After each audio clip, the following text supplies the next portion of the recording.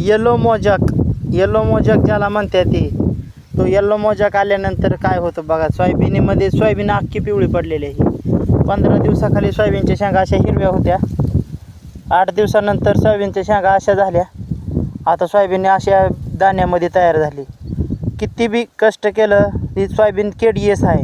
ही minimum जेवढं बी फुगायचं होतं तेवढं फुगलेलं नाही आहे.